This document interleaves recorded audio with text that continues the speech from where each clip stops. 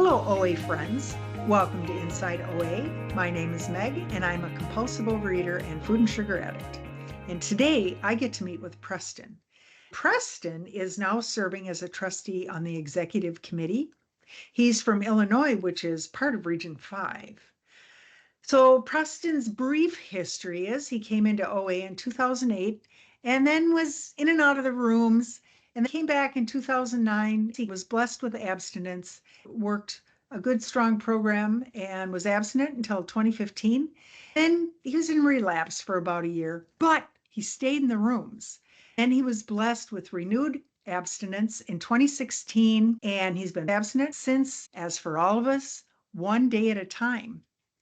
So today we're going to be talking about unity with diversity. So thank you, Preston. I'm just looking forward to our conversation. And I guess just to start off with, we hear and we see a lot more often than not that the average person who comes into OA is a middle-aged white woman. And you're not that. If you could see, where Preston's a man. But how was it for you to walk into the rooms where there wasn't a lot of people who looked like you? Meg, thank you so much for inviting me to come in to be part of the Inside OA podcast. Thank you very much. I remember my first coming back into the rooms. It was in Oak Park, Illinois, and I remember my first experience. They said to me, "Welcome home," like I had been here before. I will always remember that experience because it was like, wow, they were greeting me. And of course, I was, as I've been so often in so many rooms I've entered, the only African American and male in these environments. I really felt welcomed. I know I've spoken with so many of my other counterparts that maybe didn't have the same experience that I did, but I really did feel welcome walking into these rooms. I was given literature. I learned about OA. I sat down for the meeting. I learned about the 12 steps and really had a great time. I learned about a recovery. Unfortunately, I took the literature. I came back a few times and I left and I was back out into the food until I came back again and learned a little bit more. But I will say that they really did plant a seed and something that you won't ever forget. That's wonderful. And because we're talking about service in action, starting from your early days and being welcomed and finding out that this program really speaks to you and propels your life forward, you found yourself in committee work, unity with diversity. What drew you to that? Share some thoughts about that, and then how much of your time you've given to this group. I've been a part of Unity with Diversity for at least 4 years. I was thinking about that earlier today. It was great because I got a chance to, first of all, OA has, I often say that OA has really saved my life. And I was excited to do service work and do service work above the group level. And so when I got a chance to do service work at the region as well as the world service level, I saw the different committees, and Unity with Diversity just really spoke to me, I should say. And I looked at the goals that they did and the service work that they did. And I said, I want to be part of that because it really spoke to my heart.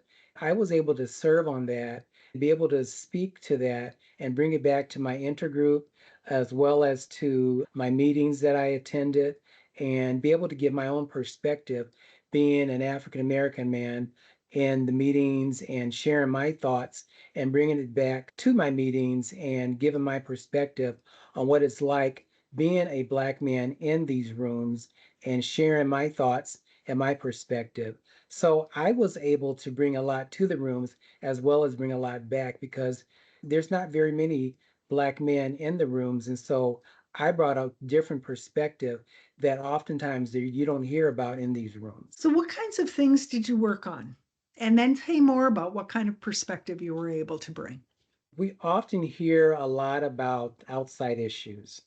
A lot of times, in a way, we hear about outside issues, and I don't think a lot of times members understand what outside issues are because they're different for everyone. Outside issues are things that a lot of times members feel that you don't want to bring into the rooms. Outside issues are different for everyone. What might be an outside issue for one member is different for someone else. During the time, the riots, the George Floyd issues, when that was happening, others might feel very uncomfortable, which I can certainly understand because it was very trying times. For a lot of African Americans, those were, of course, are very trying times, and they made a lot of Caucasian people feel very unsafe because it was trying times. You look at the times we were going, there was a lot of protest. It made a lot of people feel very unsafe, untrusting of police activity. We had the police officer that just very casually had his foot on top of George's neck, and it caused people to want to eat and to overeat. And so bringing that up into the rooms was not welcomed into the rooms. I remember one of the meetings, I went to a BIPOC meeting, BIPOC standing for Black, Indigenous People of Color. And so I remember one member said that she brought this up at one of her meetings she went to, and she was pretty much shut down, being told that this was considered an outside issue. And it really hurt her because she was ready to pick up and to eat again over this. She did bring this up at her BIPOC meeting, which was welcome, and she was able to talk about it. And she was fortunate enough to not actually pick up and eat over it. I remember one time at a Unity with Diversity meeting, we had a conversation about microaggressions. This is a pretty harsh term, but it's very needed to be spoken of. And of course, a lot of people don't understand, or maybe they don't look at what microaggression is, which is considered the definition is unintentional discrimination against members of a marginalized group, such as racial or ethnic minorities. This is something that was people wanted to just make it less or maybe more palatable, which needed to be discussed, needed to be looked at and thought about as to how this affected everyone. So microaggressions is something that a lot of people, even though it's unintentional, it's something that needs to be looked at and to be pulled apart and just to be seen that maybe there's something you're not familiar with, maybe it's being used that we can look at and see how maybe you're actually using it and you're not familiar with it and maybe you're doing it unintentional or maybe sometimes people are doing it intentional, but it's something that definitely needs to be reviewed. So those are just a couple examples of things that I've come across in meetings that I've been to. Thank you, Preston. It gives a lot to think about. And I know that just talking about outside issues, it's like, what is considered an outside issue? An outside issue is really about pushing a certain way of thinking or believing or doing versus a person just sharing their experience of a life situation and how they use the steps or traditions or a tool to navigate life and not use food as a way to cope. And having unity with diversity, having a committee, is that we look at all the people who are representative in this world. And as we know, this disease doesn't care what color skin we have, what sexual orientation, what religious program we follow, how tall, rich, poor that we are, and that everyone who suffers from this disease deserves to come to OA. Because it started off with a certain population and we're growing to be more representative of what the world is, we do need to talk about these things because as humans, I think we become comfortable with one way. And then when things start shifting, there's discomfort. We talk about that and it's life. So, what kinds of projects have you worked on with Unity with Diversity? Wow, let me think here for a second. I remember a welcoming package that we worked on that was really great. It was one that we were going to share with, I know with our intergroups, I believe also with the service bodies in OA. It seemed like we were revising it. It's been some time.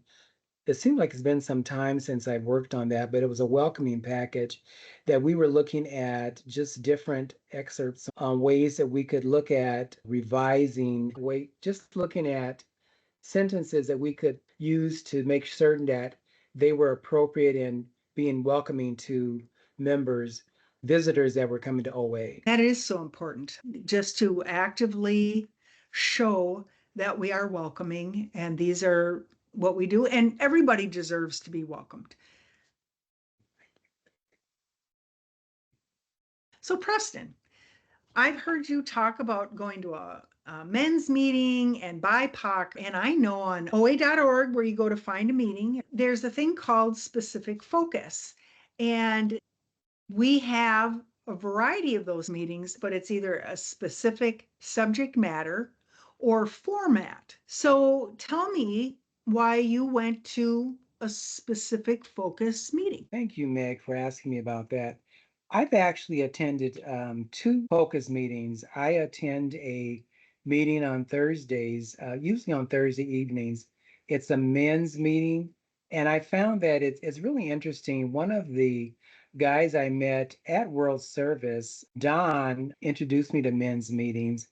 And I found it really interesting because I learned that men need to be able to go to a meeting where they feel very comfortable being around other men and sharing their story. I found that a lot of times men seem to share differently when they're in a room with other men. And I've listened to some of their stories, and I really believe that a lot of the shares that I'm hearing, men would never share if there were other women in the room. Of course, I won't share any of those shares here, but it's really interesting. And so when I find myself, whenever I'm at a meeting and I see men, I always share my information. I say, look, I have a list of meetings. If you've not been to a men's meeting, you really owe it to yourself to include that in your list of meetings that you attend. I have a list that I can send you. I'd be more than happy to share my contact information with you because I think it's really a great idea for us to connect. I'll share my contact information. I'm more than willing to send them an email of a list of places. In fact, I said I'll even meet you there. And so I'll do that often, but it's really a great idea. And a lot of the men will thank me later because a lot of the meetings are like 98, 99% women. And again, men a lot of times don't feel comfortable sharing certain specific personal things in meetings that don't have other men in them. You mentioned BIPOC. BIPOC is Black, Indigenous, People of Color. I've attended meetings there as well. And so it's very comfortable for a lot of people that identify as Black, Indigenous, People of Color to be able to have people that are like them. They can share their stories, and then people there that are comfortable and people that have the same stories that they have. I mentioned earlier, someone that understands what it's like to hear stories of the George Floyd incident and how it affects them and their ability to be able to refrain from eating and discussing these stories. I've been to several of those meetings and they've had conversations related to their interactions on their jobs and interacting with people that were not members of the BIPOC community. So I've been to those two types of meetings, but I can really relate to the men's meetings. Like I said, I've been to several of them. So when I think of focus meetings, those two kind of stand out with me. Thanks, Preston. And I'm looking online here, and this is really these topics, these special focus topics. It's not the topic that's talked about at the meeting, but the groups of people came about because the OA community asked for this. Mm. It's not that it was randomly picked, but I'm just going to say we have 100 pounders. We have anorexia, bulimia. We have Asian Pacific Islander, atheist, agnostic, secular, bariatric surgery, BIPOC, health issues, LGBTQ plus, men, neurodivergent, neurodiverse, women, young adult. And I remember, because this is my second time in OA, I had a 14-year relapse in between my first OA Part 1 and OA Part 2, and I hope I always stay in OA Part 2. But it's we're vulnerable when we walk in that room for the first time. And if we see people who look like us or we can relate to it just help. It's like a warm hug or a wonderful handshake welcome. In addition to that, it's also wonderful to see meetings have a group of people that are representative of the world come together and share. That's really what I appreciate. And I'm so thankful that I hear how active this Unity with Diversity Committee is. I'm just wondering, just looking at this, how do you think it is helping all of us deepen our spiritual practice of having specific focus meetings and seeing people with this disease come into the room who look different than we do and look the same? I think it's helping all of us because it educates each and every one of us. We can't all be able to know everything about every population that comes into the rooms.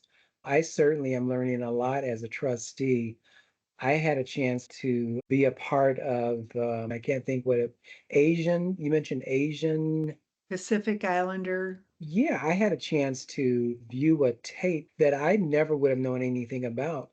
I attend a meeting on Sunday nights, and it's speakers that have 25 plus years of experience. And they're actually looking at developing a group, actually developing a meeting for members that have aging issues, which would certainly help me because I'm reaching that age where there's concerns as you age, and this affects your sobriety as well. I made a lot of changes.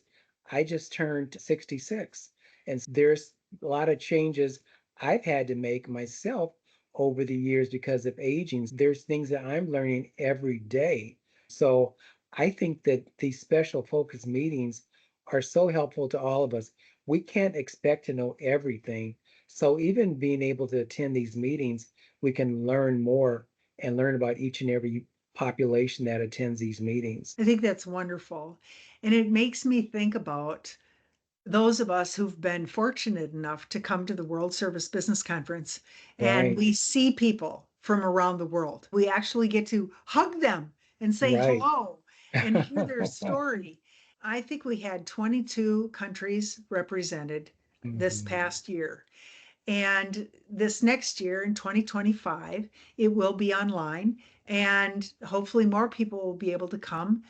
It's going to be on United States time frame just because we're headquartered in the United States. So some people will be coming in the middle of the night and we thank you and give you warm hugs. But I have found in this program, when I came in, I was extremely judgmental.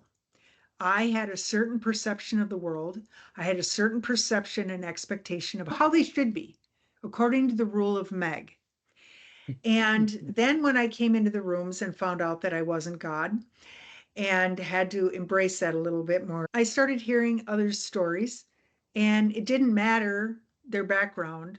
There were similarities, even though there were differences. I'm wondering, Preston, in all the meetings you've been in as well and seeing different people, how that helped you having less expectations of how people should be, but Mm, more excited about the inclusivity of the disease. I would agree, definitely, definitely.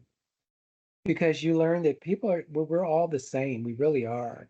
We have different backgrounds, different expectations, come from different parts of the world, but we all, even though we all are inclusive of each other, but we're all the same. We are really all the same. Yeah. Yeah. I've learned so much and I'm still learning about myself. I really am. I'm learning to be more accepting of myself. I've been my own worst critic for so long, but I'm really learning to be more accepting of myself and to stop. My sponsor used to tell me, Preston, I'm taking away that bat that you're beating yourself up with, taking that bat away. So yes, I'm learning to accept Preston more. And a huge part is because of this program. Mhm.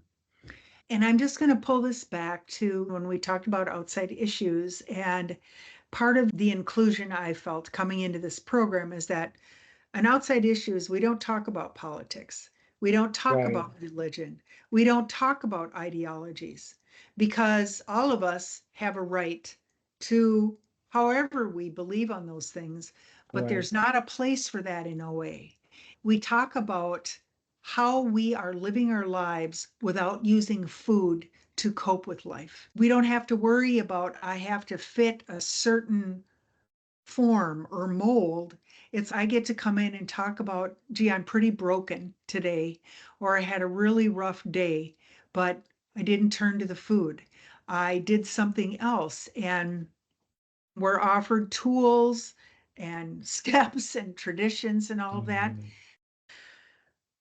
Okay, so we talked about the importance of being accepting of others who look and sound differently than we do. But again, we're all tied together because we have an issue with food. Right. So we look at it in our groups, but then we look beyond our groups. And what have you found? Because you've been to World Service, you've been to Region, you've been to Intergroup. What have you found has benefited OA as a whole, or even yourself as you've done service with this mindset of we all count. We're all here for a singular reason, and that's to get better. As I look around the rooms, I have been comforted in realizing that you're right. We all look different. We all act different. And it's okay because we all are different, but we all are alike in a lot of ways as well. And it helps me to be able to accept myself better because I've struggled with so much of myself. So being able to look around the rooms and being more accepting of others, because I don't think I've always been like that. I think in the very beginning I was pretty critical, and I've been able to learn to accept others and accept myself better. And I tell you, going to World Service, my goodness, you're just faced with any and in everything. And I think that seeing all different hues, shapes, everything that you see from all over really helps you and has helped me to look at myself even in a different perspective as well. So it's been hugely helpful to me. I'm certainly not the same person I was. I think my first OA World Service experience was, I believe it was 20, I think it was my first year. And it was just a wonderful experience. And I enjoy it so much. And I've always encouraged all my fellows and my intergroups and my home meetings that you really need to go to World Service, you really need to go to Region. I encourage everyone to do service, and I've gotten so much out of it myself. But yeah, that's what the experience I've left with. And thank you. And that just makes me think about how we work Tradition 12. And that's really working with others and putting personalities aside. But I think we learn about what someone else's experience of OA is. So I'm from the United States, and when I get to hear someone's experience from Brazil, there's similarities. We're all wanting to come together in community and learn how to put the food down. But what offerings we happen to have and what's important and what we have available to us. And diversity has taught me it's life. And OA has asked me to step out of my comfort zone. And Mhm. sometimes that's really a difficult thing, but it's the best thing for me because Right. my small world is not the reality of life. And seeing others, hearing others' stories, I think is important. And I would like to leave everyone with this is that if you feel uncomfortable or you feel, why do I have to do this and why is it this way? Please find someone who looks different than you, who comes from a different background than you do, and just ask to hear their story. That is one of the most powerful things I think we can do, and one of the most kindest things we can do for that other person, for ourselves, and OA as a whole. And Preston, do you have anything else that you'd like to share before we close? Meg, thank you for that. I wanted to end with saying that my heart was just really lifted when I thought about the OA members from the different countries and just understanding what they had to go through to be able to translate everything in our language to theirs. I was just overwhelmed to see how and what they actually went through to be able to have that experience. I don't even know if I could do that. And I was just amazed, just absolutely overwhelmed. There were times where I was almost just brought to tears, especially when I experienced listening to them saying the different prayers and things in their native languages. Just an experience that I was able to witness myself that was just absolutely beautiful. Yeah, just absolutely beautiful. So yeah, definitely an experience. And I'm so glad I had that opportunity. Thank you so much, Preston. I had such a wonderful time with you tonight, and thank you for Thank you. sharing your experience and the joys of stepping into the unfamiliar and the gifts we get in return. And everyone who's listening today, we look forward to having you come back next week. And thank you, and we'll see you next week. All right. Thanks.